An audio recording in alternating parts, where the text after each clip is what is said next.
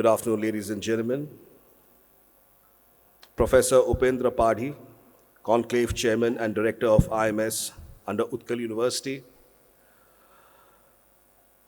Our chief guest for today, who should have been Shri Rohit Pujari ji, Honorable Minister, he's not available. He's somewhere, very busy at the moment. We have with us on the dais Professor N. Usha Rani ji, Professor B.P. Sanjay ji, Dr. Gopalan Ravindran ji, Dr. Amrita Chakraborty ji. The vote of thanks would be given by Shri Manoranjan Panda ji. Faculty colleagues from various institutions of media from across the country, students, staff members, members of the press and media, ladies and gentlemen. It is indeed a privilege and a joy to be with you this afternoon at the National Media Conclave 2022 being organized by IMS under the leadership of Professor Padhi. Firstly, my apologies for the very rush situation. You know, you never catch politicians when elections are around. Never catch politicians. That's a very bad time, you know. You catch them at any other time, but not around elections. So right now there's a by-election going on, so everybody's kind of helter-skelter. But the beautiful part is always interacting, always talking to academia.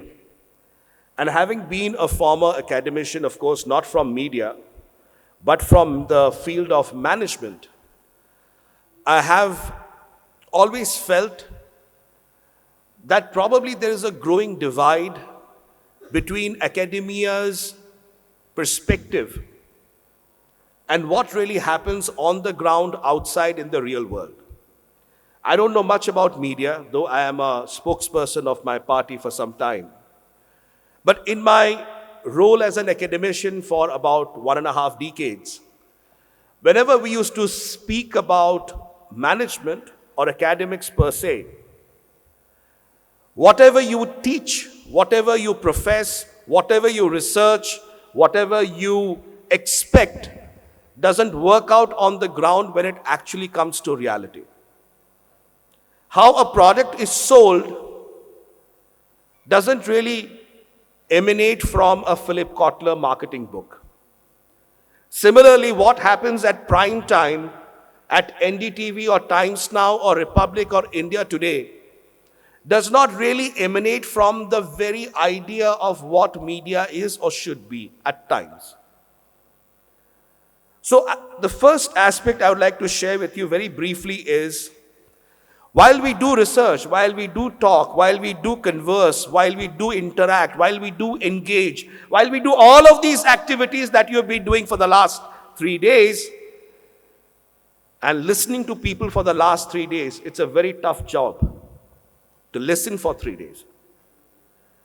But when you've done all of this in 3 days and we have research materials and we have conversations, which is wonderful, because that really drives the intellect and the insight that we have within us that leads to building of something new. But let's also be mindful about what's happening in real world. Otherwise, as academicians, we always have the luxury that we are into academics. We have academic freedom. That's the beautiful 2 words that's usually used. The academic freedom to think, ideate, engage, and disseminate. But the difficult part would be you students going out when suddenly your editor says, let's talk about religion in a certain sense this evening at prime time. And you are there to push that agenda. You do not have the decision to tell the editor or the editorial desk or to the person who's driving that agenda that, no, I think we should talk about culture. It doesn't work that way. At least that's what the television channels and the newspapers tell me. I don't know if it works any other way. In Delhi, when I asked some of my friends in media who are running some of the very prominent anchors as well, said, yahi bikta hai. यही बिकता है, लोग यही देखते हैं, जो लोग देखते हैं वो हम दिखाते हैं. मैं हेल्थ बताऊं, एजुकेशन बताऊं, I talk about other things, culture, TRP नहीं आता. People don't watch. So whatever sells, I sell. Whatever people want to see, I show. Is it a news-driven, media-driven entity, or is it demand-driven media today? I think that's a question that you need to think as you go forward as students. I'm not talking about professors here, I'm not talking about academicians. They've already been there, done it. So this understanding has to be there that while we ideate and we think and we believe in certain ideas, when we get into the editorial world and the editor tells us to toe a certain line, a certain agenda, rightly or wrongly, we are supposed to do that. Otherwise, become a YouTuber. That's the other option that you have. Try to monetize the YouTube channel that you have and try to sustain. Some are doing it under the name of independent media. So I think going forward, the National Media Conclave has opened various ideas and thoughts and insights, and I'm sure in the coming days it will again provide. This is the 6th edition. There are going to be many more editions going forward. But one thing, young friends, young students, try to read between the lines. The day you step out of your academic world, you get into the real world, it's not a very hunky-dory situation. Neither in any profession.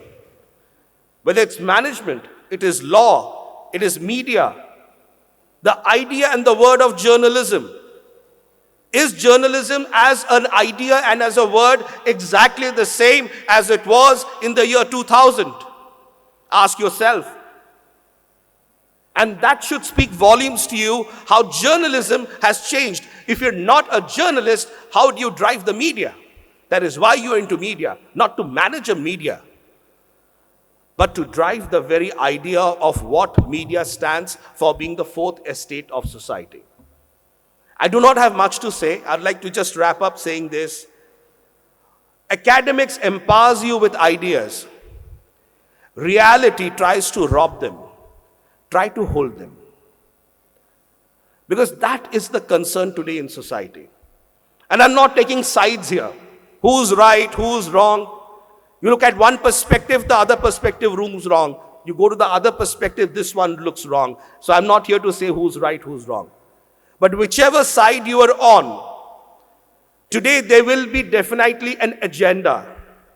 This is what I want to interpret, because news is not being communicated. News is not being disseminated. News is being created and interpreted and shoved into the media, through the media, to the viewers, that this is right and that is wrong. That was never the idea of media. Media was to communicate. Newsrooms were not supposed to create, to interpret, to take lines, to draw lines and tell you what is right, what is wrong. They were not to be preachy. So my dear young friends, as you go ahead in life, wish you all the very best. I thank Shri Padi, Professor Padi, for kindly inviting me. And my apologies again for having to rush in and rush out. I wish I could spend more time. Earlier when I was a teacher and I was to be a student, these conferences were great fun because, you could sit and you could listen. But every 30 seconds now with WhatsApp, there is something popping up. And each of it is a fire that is burning and has to be done.